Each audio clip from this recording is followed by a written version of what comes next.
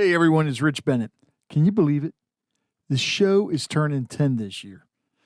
I am so grateful for each and every one of you who've tuned in, shared an episode, or even joined the conversation over the years.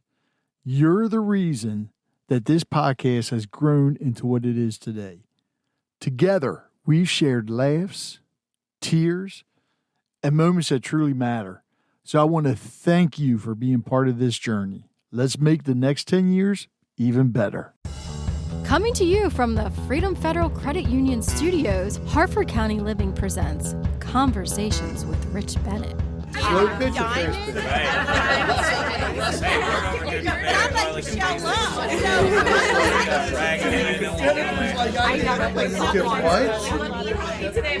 It's probably the least sexy part of organizing.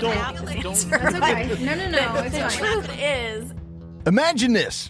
A 10-year-old kid hustling golf balls out of ponds and back onto the course, building his first business before most of us even knew what the word entrepreneur meant. Fast forward through a start in aerospace, a real estate crash that forced a complete reset, and a leap into blogging and podcasting that eventually led to something game-changing for our entire industry. That journey belongs to Alex Sanfilippo, and it's exactly why so many of us, myself included, look at him as a mentor.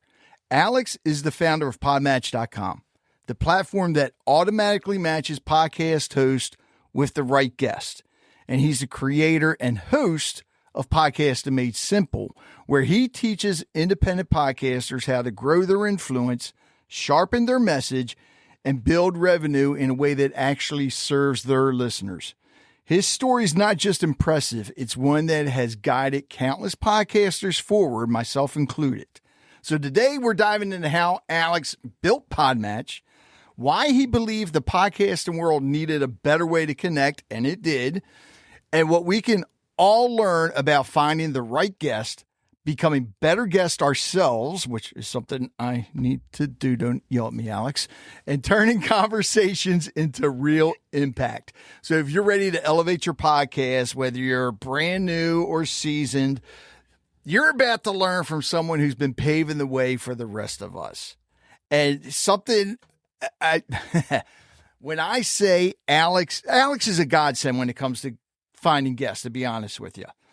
You all heard me tell the story about how I rebranded, and a young lady, Christy Breslin, told me I need to start going outside of Harford County and getting other people on.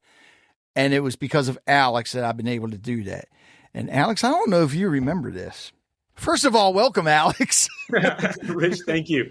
Great introduction, man. That was expert level. What do I not know? Let's hear it. Okay, so all right, what year did you start PodMatch? Was it 21? 2020. 2020. Yep. And at the time, it was free, right? When we first launched our early beta, yes, totally free early beta to see if it worked. Okay, so at that time, I signed up for it. Wow. And I never did anything with it. And then I got an email from you, said, hey, Rich, we are going to be charging, so much, so we need to know if you want to stay. Otherwise, we are cutting back. I'm like, wait, what the hell is this? What PodMatch? What? So it's like, yeah, I'm in. And I think it was right about that time is when I changed and started looking for other guests everywhere. So yeah, man, thanks to you, I was able to find I'll be honest with you. All the guests I've gotten off of PodMatch, outstanding. Nice. I love that, man. Oh, and thanks for being on it from the beginning. I actually didn't realize that you were back that far. Like one of the first people on there. That's incredible because we didn't offer that for long. Like that was just literally when we first launched. We're like, can some people get on here and test it? It's free, right? And then we of course, we grandfather anybody in who wanted to stay on that plan. But man, thank you for paving the way. That's cool. And I love hearing the guests are good too. Hey, thank you for emailing me because otherwise I would have been cut. It's funny. There were so few people on it. I manually, like, it wasn't like a mass email. Like I probably manually emailed you because I bet it was under 100 people. Yeah. So I was probably like, let me just send the emails one at a time. I'll send it. This guy, Rich, seems cool. That's probably when I started listening to your show, actually. It actually did come. It didn't come from team@podmatch.com. It came from you. It came from me. Yeah. Okay. Look at that. Well, very cool, man. Thanks for being there with us since the beginning. And by the way, I got to say this because I don't know if it'll come up during the episode, but congrats on passing 750 episodes. Oh, thank you. I know it was October 22nd is when you launched that episode. But man, I wanted to pull the data to see how few podcasters make it that far. I only tracked the data up to 300 episodes, and there was a 2.5% chance of making it to 300 episodes. So I don't even know what it is. Looking at 750, imagine it's 0.0 something. It is. I think it is less than 1%. It's got to be. Has to be, right? Like, congratulations, man. It makes. Oh, thank you. I know you've got lines of people wanting to be on the show, wanting to hear the show. Like, you've done incredibly well, man. Like, it's an honor to be here today. Well, I'll be honest with you. If you wouldn't have, because my goal was for the 750th episode was to have you on. That was my goal. And then I was asking people in the group on Facebook what they wanted. And I said, I think I even mentioned, because I may have tagged you in it, that's what I wanted to do. And then you came back and suggested that I do a live episode, which scares me at first because I think live broadcast, I keep forgetting with a podcast, you can record it live. Right. Because if I was in radio, I know how those live broadcasts can go. They're scary. Yeah, we've all heard and seen the bloopers of those. So yes, that is terrifying. Oh yeah.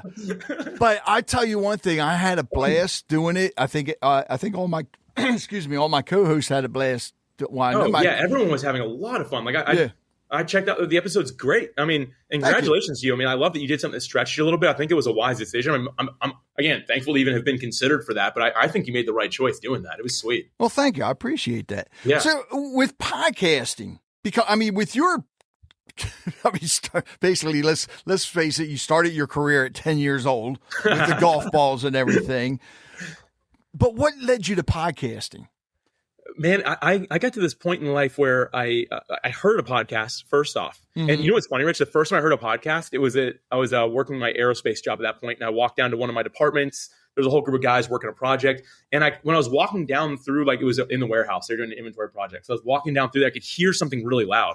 I was like, are these guys watching TV? I get back there, I turn the corner, I look at the screen, I'm like, point the screen, the screen's off. And they're like, yeah. I'm like, what are you listening to? They're like, a podcast? I'm like, what the heck is a podcast? And they're like, oh, it's this thing, you have it on your phone. I'm like, no, I don't. They're like, yeah, it's the little purple icon. You have it on your iPhone. I open it up, I'm like, what do you know? And I listen for a second, like, this is the dumbest thing I've ever heard. Are you guys really listening to this? I'm like, yeah. And then 20 minutes later, I'm opening the app. I'm like, what was that guy saying? It sounded kind of interesting, So one thing led to another. I started listening to podcasts, and I was like, this is sweet. I want to do this. And at that point, I really enjoyed writing. Mm-hmm. Not in my job, just on the side. I thought writing was really fun. I was writing a faith-based, Jesus-focused blog, and I was like, man, if I could talk about this stuff too, that'd be sweet. Yes. And so for me, I jumped all in. I started a podcast, and not many people listened to it, but I was very fulfilled from it. And the people that were listening, again, a handful of people maybe, were really enjoying it as well. And man, I got hooked. And so I just went all in on podcasting. I'd say in 2019 was really when I really stepped into it for real, which was towards the end of my aerospace career. Right. But I was trying all these side hustles, just seeing what else I could do. If there was any way for me to not be a corporate guy anymore. Not that I didn't love it. I just was looking for something else. I started a show called Creating a Brand. And the idea was the art of creating a brand. So how to leave a 9-to-5 job to become a full-time entrepreneur. I was talking to people who had successfully done that. Just kind of wanted to learn from people who kind of paved the way. Mm-hmm. And man, that show did really well and set me on fire with my passion for podcasting. I fell in love with the medium, and that was my real introduction to the space. I love it. I like it a lot better than radio because, number one, I can use my own name, first of all. That's nice, right? Yeah. but you don't have the FCC regulations either. There's so much more you can do, so much more you can say. I have to ask, you said the first podcast you did was a faith-based podcast? Yeah, it was. Yep. Are you any plans on bringing that back? So interestingly enough, man, when PodMatch started, I still had that. Okay. And it was kind of one of these things where I had to make some choices. And I had somebody who approached me, a company approached me wanting that podcast and blog. They wanted to buy all of it because they had a bigger faith media company. Mm-hmm. And it took me a while to finally do it. But it was when they showed me their plans for how they were going to reach more people with it. And so I was like, deal, I'll do this. And it wasn't a huge profiting thing for me. It was more like a pass off, if you will. And so I don't have any of that anymore, which it makes me a little bit sad. I think that some of my content lives on, but they've changed the names and stuff like that and everything. So I wouldn't even know where to find most of it anymore, sadly. Doesn't mean you can't start another one. Oh, for sure. And one day I firmly believe I'll get back to that, because like that's what got me started. Yeah. Very passionate to share my faith. So like, it's one of those things. And that like you said, the beauty of podcasting is you can get on, you can use your name. You can also say whatever you want, which is good and bad. I find, Rich, some radio people show up and they immediately start like, wait, can I say this word? And they start using some language. They're like, I can say this, right? So, oh yeah. Well, and the funny thing is with that, because when I first started, if somebody came on and they were cursing, I was bleeping it out. Yeah. But then, as a matter of fact, I may have found the guest on PodMatch who wrote a book called F to Focus. Kind of hard to bleep that out. It's in the title of the book, right? Yeah. Plus, he's a Marine too. And when you get Marines together, things happen. But then when I started talking to people that are in recovery, in addiction recovery, when they start telling their stories, the language is going to come out. And I think when you bleep that, it takes away from the conversation. I actually agree with you. Yeah, that's more to it. But I got to admit, with the faith-based one, because I've even had some guests on that I found from PodMatch talking about faith. Who's the one I want to say? Dr. David Chaka, I think was one of them. Oh, man, I have my wife uses one of his devotionals. That dude's a legend. He was on the show. Yeah, cool. A couple times. Times. Sweet, dude. That's so cool. But I love those episodes. And there's one, I had a young lady on, Michelle Love, who I referred her to PodMatch. I don't know if she's still on it or not. But she started a podcast, and she's coming back on because there's two episodes I want to do. One is, actually, I'm going to have to get you on for this now, come to think of it. Okay. All right. One is how to talk to God, and the other one is how to listen to God. Because I don't believe a lot of people know how. I agree with that. And it's weird. I never thought I would be talking about stuff like that on a podcast. Then again, I never thought I'd be doing a podcast. 750 plus episodes later. But to talk about that stuff, I think is just, number one, I learn, which is why I started this. Yeah. So I can learn from it. So when you started yours compared to because you were just doing the podcasting part, how were you finding guests, or were you having guests on at the time? I started with my immediate friend group. Okay. And so like creating a brand, I'll go to that one specifically. So fast forward past the faith-based one, which that one was a bit easier because at that point I didn't even know how to do remote recordings. I'm going back to 2012 with that one. Oh, and so it was, I was literally recording my iPhone with my friends, just like in any room we were in. And they were like 12 minutes, really quick. But most of it was just me. Because that's more what I knew how to do. There was no editing. I didn't know how to do any of that stuff. Right. The tech has changed. So for anyone who's listening, is like, oh, I'm thinking about getting into this podcasting thing. Not saying it's like super easy, but it's a lot more simple than it once was. And people like Rich have paved the way with 750 plus episodes. Companies literally form their products based off how this guy podcasts. They're like, okay, we gotta figure this out. And so it has changed. I can't imagine your stories, man, from 700 episodes ago compared to now. Anyway. Ooh. No one wants to hear that, I'm sure, but just know this man paved the way for y'all. But with creating a brand, I wanted to have guests on because the idea was I wanted to talk to people who had successfully left a 9-to-5 job. I knew 3 people that did that. So I brought all 3 of them on, and then I asked all 3 of them to come back. And then I asked all 3 of them to come back again. And all 3 of them the third time said, dude, do you not know anybody else? I'm like, no, what do you want me to do? And they're like, here's somebody I know. And it was like 10 no's to every 1 yes type of thing. I'm like, so it was like what I felt like my full-time job in podcasting. Like I still had a full-time career. Right. But like all of my time in podcasting was reaching out to anyone I could just to try to convince anybody to come on the show. And it was difficult. And granted, there were some that were immediately like, oh yes, I'd love to be on the show. And then I look at them like, oh, well, but you don't really fit the criteria. They're like, oh, but I can kind of share some stories that'll help. I'm like, no, but like, I'm looking for like a very specific thing. You left a 9-to-5 job, full-time entrepreneur. Like, I'm not saying it discredits you in your own like journey for not doing that, but that's the person I need. And so like, I struggled a lot. Eventually I was able to grow my network. I did some solo stuff when I needed to fill gaps. Right. But it was a grind. The only way I can describe it is it was an ongoing grind. And that was, in my mind, again, that was the job part of it. Because listeners don't care how long it took you to find a guest. They just want to hear the conversation. And so I would never be like, this guy took me 6 months to land, right? Like, that doesn't matter to anyone who's listening. You have it now. So yeah, a grind. That's how I would describe it. Well, and you didn't start PodMatch right away. And correct me if I'm wrong. I think the first thing was what, PodStyle?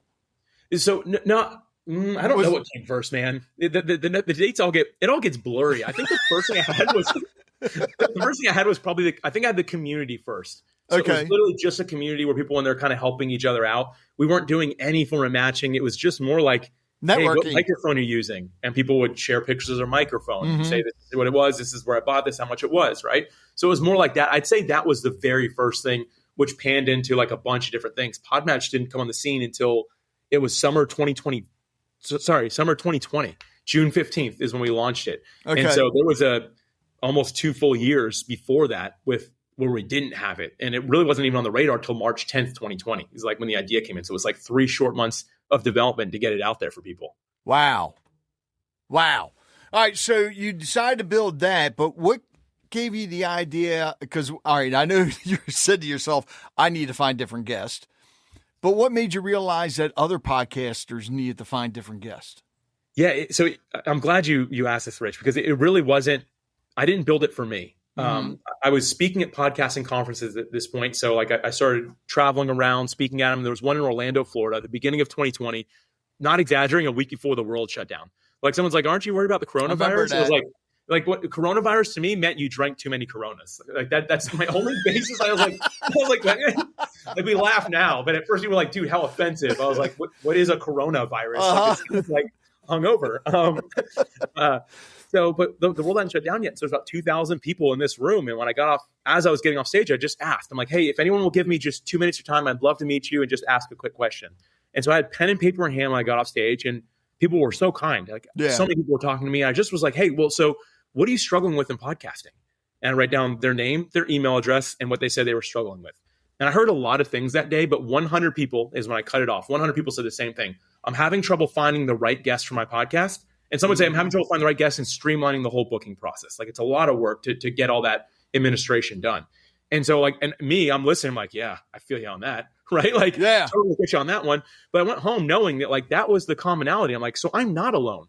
And so it turned into just a giant whiteboard session. And being a corporate guy at that point, I had a whole wall of whiteboards, and I covered, every inch of these things, trying to figure it out. In the very bottom right-hand corner of the last one, I wrote these words: like a dating app, but instead of connecting you for dates, connecting you for podcast interviews. And I was like, that's the idea. That's what we got to roll with here.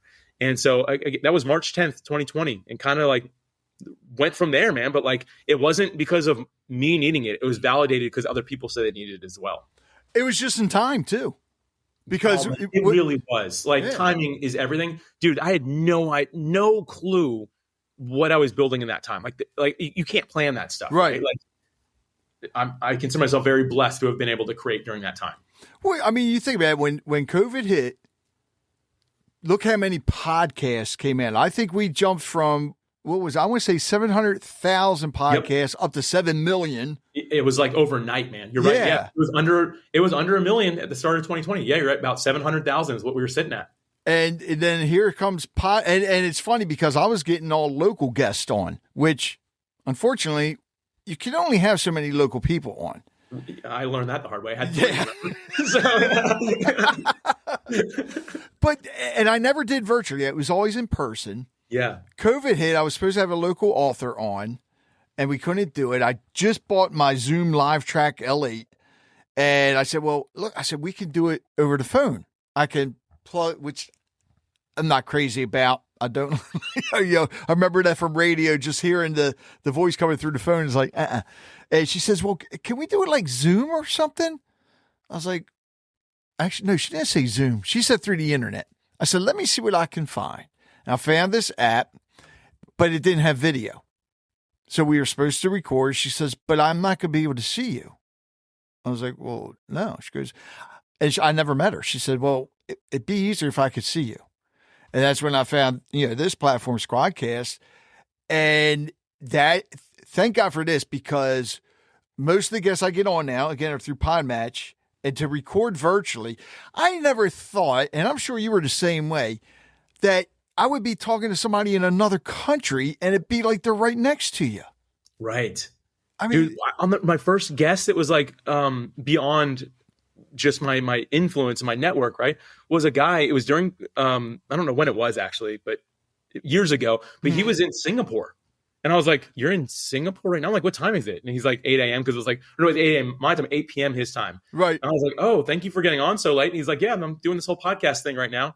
And I was just like, whoa, we're really far from each other. But you're right. It felt like you're in the same room. And yes, very, very cool. Like, I mean, and think about it. 8 years ago, this like really wasn't a thing. Like it just, maybe some big corporations had ways of doing it. You could see it in movies sometimes. But as far as like you and me being able to do it, it's just like, I don't know. And I'm sure, I mean, you were military, so you probably have seen things like it before. Like I had never seen anything like it ever. Yeah. Oh, it's wild. It's wild. But back to that author I've had on, and every time I get an author on, if they're local, I tell them right away, you have to get, I like to say the podcast circuit.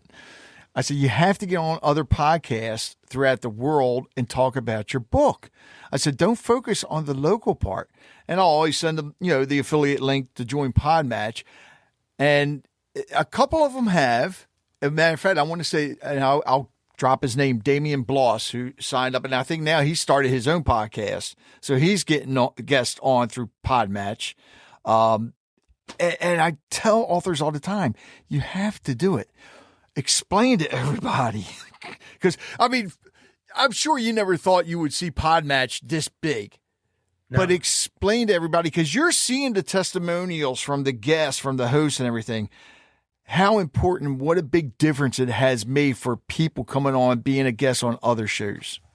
Yeah. First off, thanks for you're one of the PodMatch's top affiliates. I think maybe you and I talked about this just a couple weeks ago.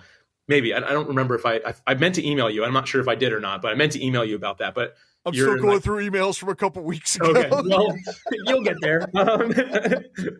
This wasn't supposed to be a public call out, but you're one of our top affiliates. So thank you for that. When I look at PodMatch's reach, in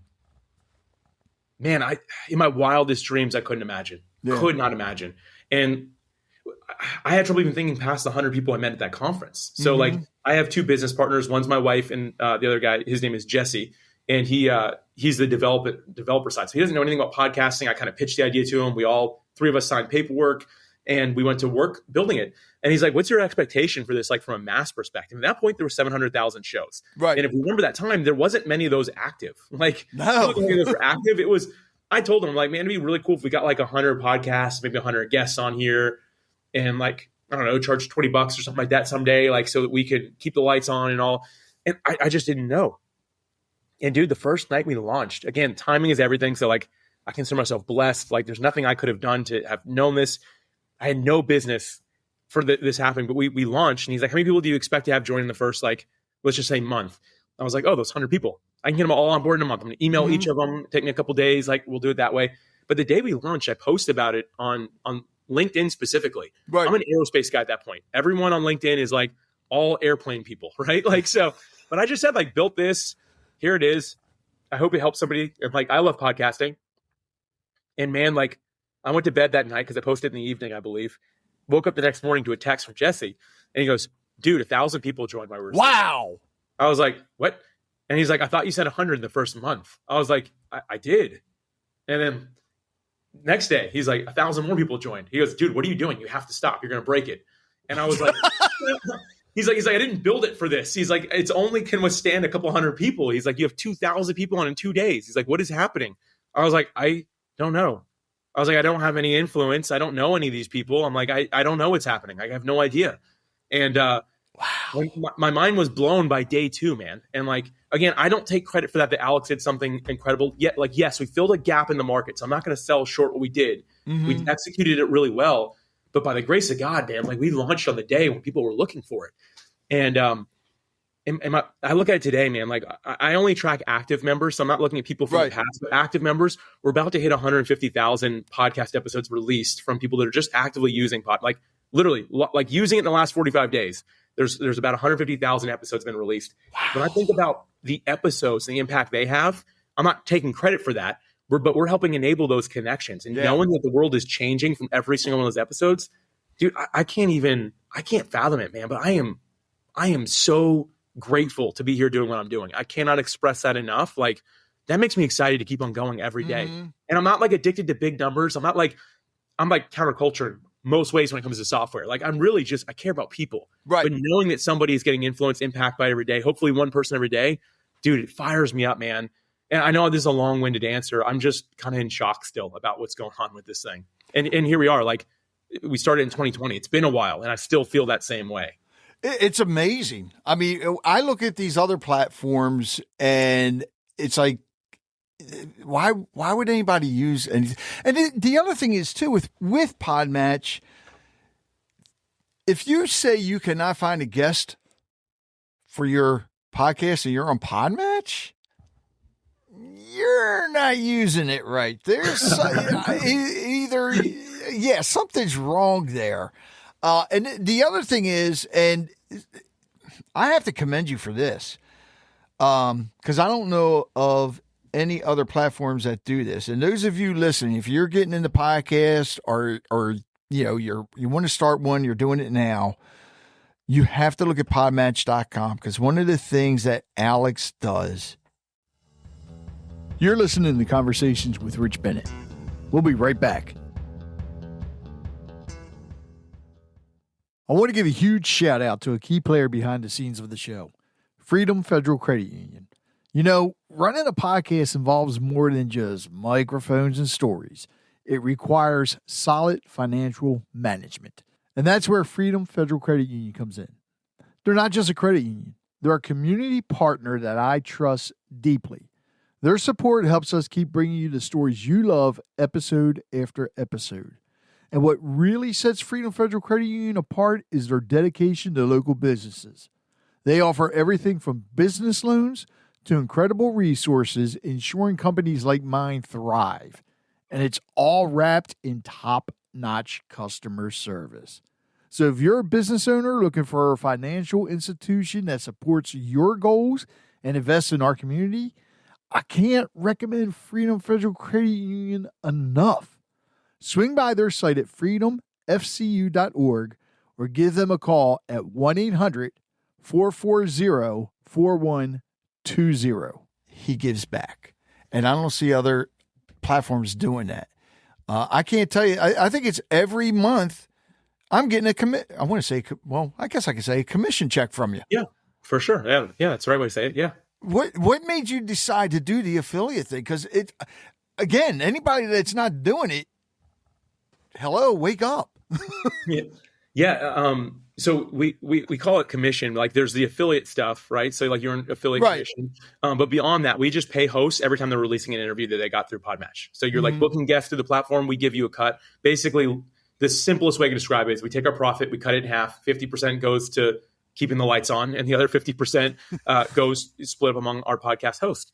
And we decided to do that years ago. At this point, we call it our PodValue initiative.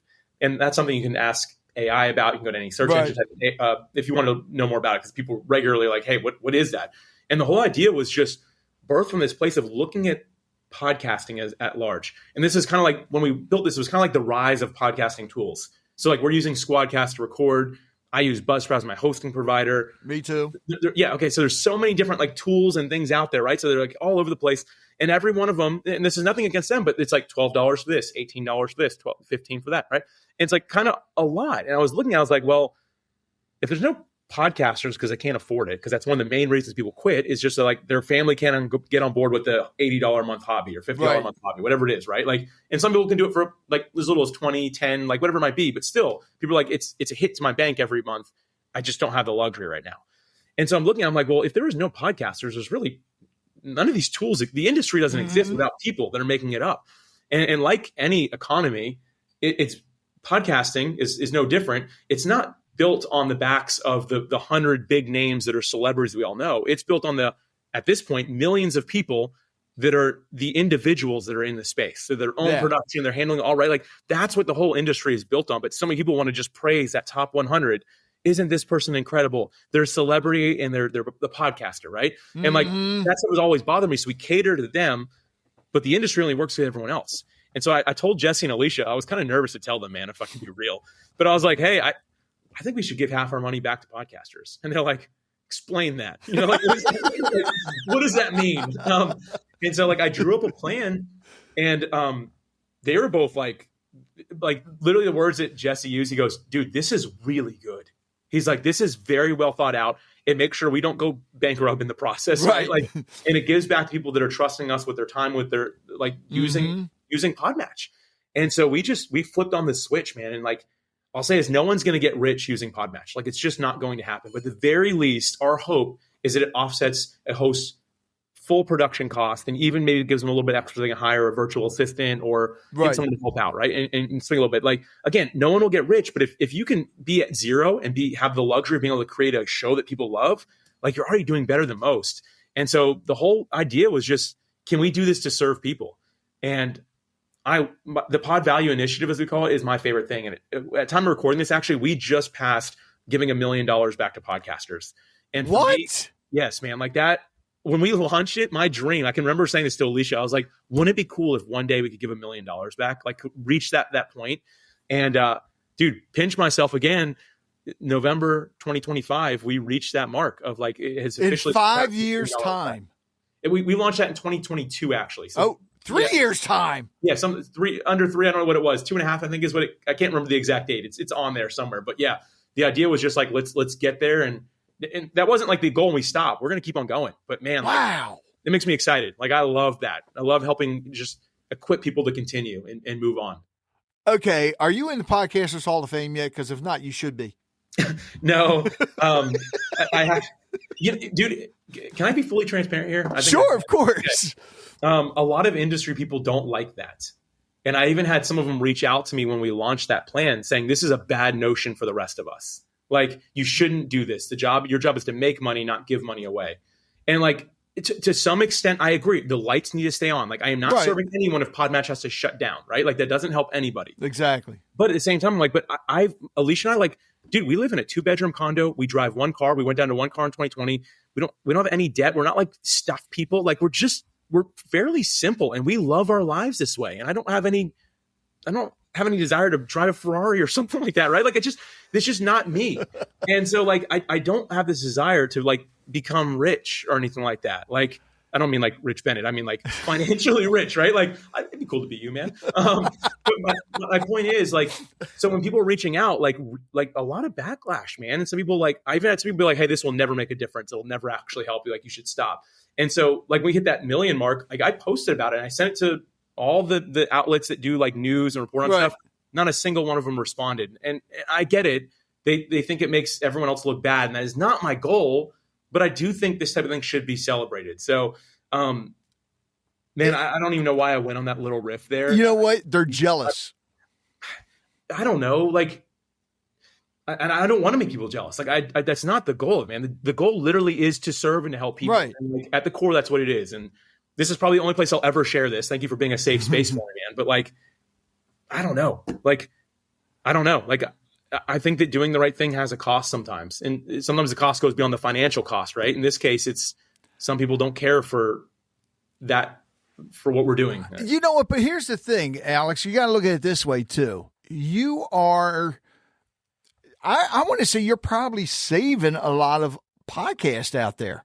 Because if you weren't doing that, a lot of other podcasters would have, and you see it all the time. Podcasters will quit. Yeah, it's called PodValue. Yeah. Not exaggerating. Every day I get at least one email saying I'm continuing my podcast because of what you guys are doing. And it's not because what Alex does, it's because what PodMatch as a whole has done. So I don't want to take too much credit there for myself. Hall of Fame is how we got here. Like, I don't know is that I have done anything necessarily. Like, I guess Hall of Fame would be cool. It makes sense. But like, at the end of the day, like, it's beyond me. And yeah, you're right. Every day though, man, at least one person says something like, hey, I would have stopped by now if it wasn't for you guys. Well, you know what? Here's my take on it. You are in the Hall of Fame to everybody that is involved with PodMatch, whether as a host or a guest. Because serious, man, this is what you started here is a blessing. Thank you. I mean, in all honesty, if I would not have gotten that email from you, my podcast may have shut down at the time because I would have had a hard time trying to find guests. Wow. And the people, and here's the other thing that I love about PodMatch. Yeah, so those of you listening, it may sound like an infomercial, but you've heard me talk about PodMatch all the time. It's a giant network. And the one thing that I love about it is it's not just guests that I'm getting on, it's friendships. We're creating friendships. We are, and I can't tell you how many times I've had people back on again, like the 3 times 3, like you had at the first one, but it's, and sending others to them. And it's like, well, okay, you want to send somebody to me, tell them to come in through PodMatch, first of all. But it's just amazing. Terry Brown, I think I had her on. She's an author. And now she's a podcast host. Yeah, she's phenomenal. Oh, man. She is. Yeah. And she sent people my way. She goes, this one's on PodMatch. You got to get them on. You got to get them on. It's like, oh, wow, thanks. Because sometimes it's hard to look through everybody that's on there. Sure. But to me, it's like it's a giant network, which is something else you started with PodMatch. Yeah. You want to hit on that for a little bit? Because I think that's very important. Yeah. And I think for everyone listening, like the idea of a network that's in your niche, in your vertical is so important. Because I remember when I first started looking for guests, I went to a Facebook group that was like, it was bloggers, YouTubers, podcasters, and other content creators. It was like, I think that was the name of the group. So I went in there and posted, it's just giving you a bunch of people. But the idea of having something more narrow, more niche is just so important. Like it gives you a tribe. And so like, if you're hearing this saying you're not like really into podcasting, that's fine. But like whatever your tribe is, find the network, get into that network of that tribe. You will go so much further, so much faster if you just get yourself around the right people, right? Like, and be that connector in that space. Like Rich, I know your name because we met years ago at this point, but like, even if we hadn't met, I would know who you are because of the connections you make that lead people to PodMatch. Like I would know who you were. And so I think that goes a long way no matter what kind of network you're in. And so we wanted to get even more narrow. We like built an actual podcast network inside of PodMatch because it was one of those things where we just saw that like, hey, there's more room to serve podcasters. And we recently have found that like this gets super techie, but PodMatch has a very high domain authority, which just means in like search results, AI, it shows up very fast because the website's credible enough now to say, yeah, this is legit. We don't need to check any sources. Just share it because it's done really well. And Jesse's not worried about you crashing the servers. Yeah, right. No, he made sure of that. At this point, he's not worried. Wow, that's funny. But so we wanted to leverage our high domain authority, not for ourselves, but it's like, hey, is there a way that we can do something that benefits members? And so we worked with an SEO expert who understood he understood profiles really well. So profiles from like, just think any profile like Facebook, Instagram, X. We wanted PodMatch to be at that level where it's one that helps build the credibility of your name. And the idea was to try to get to the level of IMDb.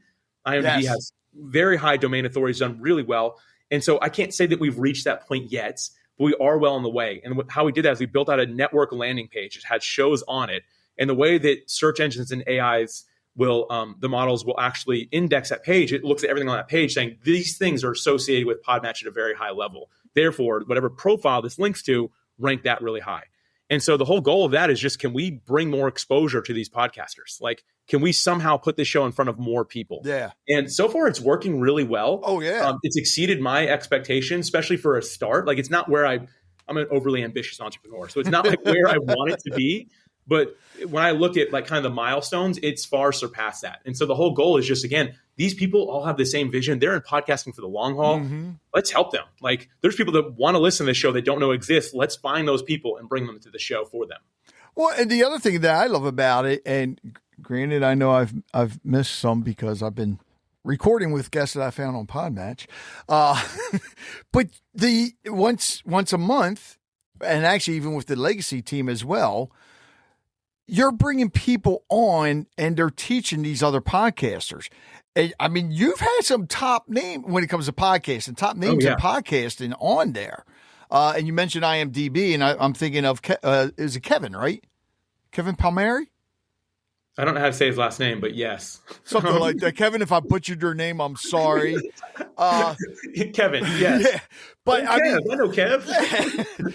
But and I listened to that, and even though I had him on before through PodMatch, so I started doing that with IMDb. I put my podcast on there, and when I get, especially actors, because not everybody shows up on IMDb, but it makes a big difference. Another thing that you've done with PodMatch, and those of you listening again, this is another reason you have to join.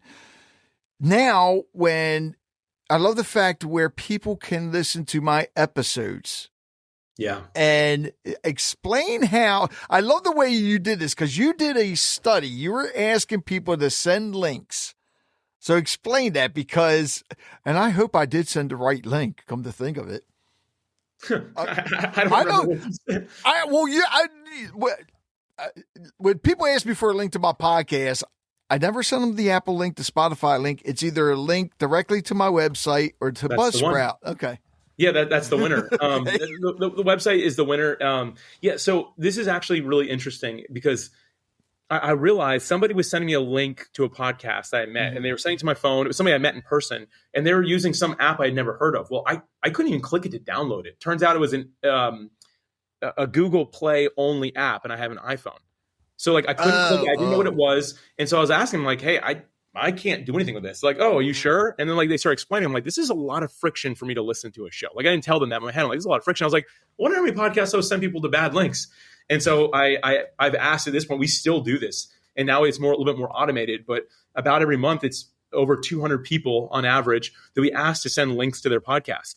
The number one by far is Spotify, which isn't bad, but it's not accessible for everybody. As a matter of fact, only 8% of the world, which is a lot. I should say only.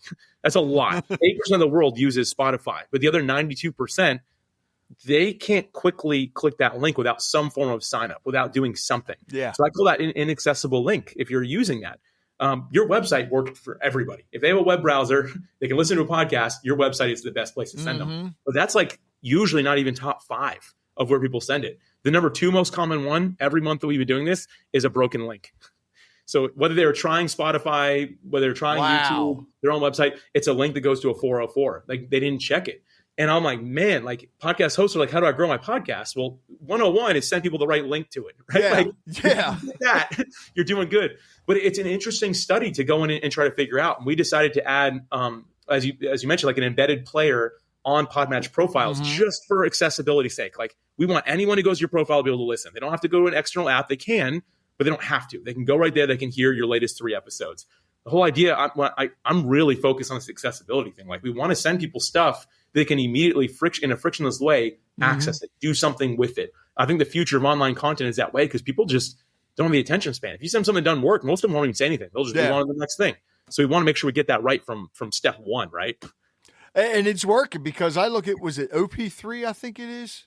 Yeah, that's it. Yeah. The stats website. Yep. So I look at my podcast on that and I see how many people are listening on PodMatch. Great. I mean, that's the goal. We send listeners to it. Now, did they stay on PodMatch? Absolutely not. No. But if we can get them to start there, that's what it's all about. Let them go to their own app wherever they want. But if they can start them there and they can click to listen, boom, that's a win right there. So, all right. So with PodMatch, because when it started, it was just, find a guest, find a host, whatever. Now you have the podcast network, you have the training, you have the embedded players where people can listen to their podcast or different episodes on that. The testimonials, which I think are very key. I want to say also the CRM for podcast hosts where they can basically keep track of all the guests that they have coming on, that helps a lot. Although I'm still doing it old school using the spreadsheet, then I converted over to it. But what's the next big thing for PodMatch? Yeah, man, I'm really excited to share this. Now, real quick, the CRM that you're talking about like the prior bookings page. Is that what you're referring to? Where, after the guest comes on, I say CRM. After the guest comes on, you can put in there the episode, the name, and all that. Right. Okay. Yeah. Okay. I'm going to get back to that because that's kind of a next thing here. But and I'm really excited about what's next. So when I look at podcasting online learning, online connectivity, I'm realizing more and more like community, even on a one-on-one level, communication on an ongoing way is really the future of this whole thing, man. Like people are looking for more human interaction in a world where you go to most things and like most websites, you can't even talk to a human anymore. You're talking to a bot. And not that the bot isn't helpful, but it does lack that human connection. And people are looking for that feeling. Like we got online originally, we joined one of these social media apps because we wanted to connect with another person, right? Not because it's like, oh, I want spam, I want ads, right? Like, no, you connected because you wanted some sort of feeling. And so, man, we're diving heavy into that. So the first thing we're doing, that prior bookings page, which shows everything you've done, we actually are turning into more of a full-blown CRM. Oh, and oh wow. Yeah, like, okay. It'll have like a way to follow up. It'll have all their details. You can log your conversations. It'll have like quick links. It's going to be run very effectively, nice. But it's not like, I don't know how to say this, man, but we live in a world now where like the easiest tool to spin up with AI is like people who build their own AI tools. It's CRMs, but they're very cumbersome. They're very like, it's a lot. We built this is hand coded. So hand coded, extremely simple. The idea is just, if you haven't talked to this person in a while, we're going to remind you haven't talked to them in a while. And if you're like, you know what, I don't ever want to talk to this person again or remind me later, you can do that, right? That's fine. But if you're like, no, I want to talk to this person now, like I need to, you're right. It's been 6 months. Like we want to be able to remind that, help facilitate that happening. Like you'll go reach out however you reach out, but the system will kind of log it. And man, I'm so excited about that. Beyond that, the next thing right along with that is this idea of us being able to do swaps. Now, swaps in podcasting usually means like I come on my show, you go on yours. But I mean, beyond that, here's an example. If you're an author and I'm a podcaster, I don't have a book, you don't have a podcast, right? We basically took 16 different things that are comparable. So an example is I'll go leave your book on Amazon, a 5-star rating and review. You'll go review my podcast on Apple Podcasts. And we'll kind of do that. We'll facilitate that swap happening. Oh. And the idea is, like we'll kind of position it this way. Like even if you haven't read the book or haven't listened to the podcast, if you've done something together, like recorded, you can speak to that person's integrity. So when you leave it, hey, I've met this author. They're incredible. I know this book is going to be really good. Hey, I was on this podcast. I know that it's really good, right? That type of thing. Again, we just want to facilitate more meaningful interaction. So those are the two things those are our two next things coming out. I am super excited about them. They're going to be built right into PodMatch. We're not like upcharging for any of them. They're just going to show up for everybody one day. And, but man, I am so excited about those things because I think it's us getting ahead of where I'm seeing this whole connectivity thing going. Wow. Holy cow. All right, that means you're going to be going on everybody's podcast for the next several years. The way you guys keep building this. But man, we just listen, dude. That's the key to me. Like in all this, it's just listen. Like, what do people need? What do they want? Like, and don't just listen to the words they're saying. Like, what is it that they're actually trying to achieve? Yeah. Like it's not always people are saying. Like, you got to kind of think a layer deeper than that. And so for me, man, like I'm all about loving and serving the people that have been placed in my path. And we're just going to keep on doing what we think makes sense for them. All right. So with anybody that wants to get into podcasting or that's even doing it now and they just want to improve. Now, when I started mine 10 years ago, again, I really didn't know what a podcast was. So I started doing my research, and I mentioned that you are one of my mentors, the way things have come around now. But there are two people I listened to before I started, which helped me a lot. And that was Dave Jackson and Daniel Day-Lewis. Not Daniel Day-Lewis. He's the actor. Daniel J. Lewis. He's got to change his name. I do that all the time. Daniel J. Lewis. Yeah. Man. God. So he probably likes it. He probably gets it all the time. I'm sure he does. He's a great guy. I love that guy. Both those guys are absolutely incredible. Oh, they are. They've been great to me. So I'm really thankful for them. So with people that want to get into it, how important is it for them? I would say even to go back to listen to those old episodes, but also now podcasting made simple because you get a lot of the experts on there. Yeah. I mean, the whole idea of our show was built out of a place of, again, just like listening to our audience and listening to people on PodMatch.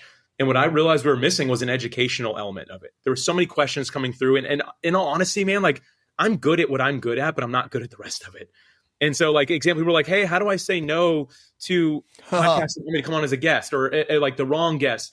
And I was like, I'm the worst person in the world at that. You know, like I'm a people pleaser. I'm terrible at that. So I brought on an expert who literally, her title is the Nope Coach. Yes, I remember her. To say no. And so I was like, can you please come on the show? And that's what it's about, is filling those educational gaps and me not trying to sound like a guru that knows everything. I'm like, no, I don't. But I'll tell you what, Suzanne does. She knows how to say no really well in a beautiful way. It helped me a ton come on the show. And so the whole idea was just filling that that education gap for our community. I want to say you are, when it comes to podcasting, you're like the Henry Ford of podcasting. Dude, I will take that. Yeah. Thank you. Henry Ford aligned himself with all these people that knew what they were doing because he didn't know how to build a car. Right. Yeah. Yeah. Yes, true. I just got to commend you on that because, podcasts are made simple. And I listen to it all the time. You have so many great people on there, which is how I've also found some of the guests I've gotten on. Sweet. through that. That's great. But no, it's great. I love it. So those of you that are listening, you want to get into that, you definitely got to watch podcasting or listen to it. You can watch it too, or listen to Podcasting Made Simple, or better yet, because you can also catch it once a month. That's not the Legacy group. That's the podcast networking group, right? Yeah, and you got to be in the network to access that. So I wouldn't tell that to everyone. Well, this is why they need to become a member of podcast. So whether you're a podcast guest or a host or an aspiring guest or host, just go to podmatch.com/free, right? That's it, man. That's what I say to everybody. Yeah, okay. Whether you're new or thinking about it or experienced, I got 9 ideas there that I think will help out. It doesn't ask for email address or anything like that, but podmatch.com/free. Thank you, man. That's the place where I like everyone to start. That's the quiz, isn't it? It'll take you to a quiz ultimately. Yep. If you want to, it'll give you 8 other ideas there. Just as good for you. So, but the quiz is sweet. So I love it.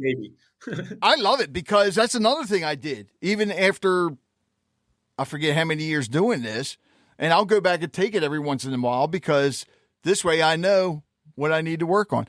So, Alex, because I'm looking at the time, is there anything you would like to add before I get to my last question?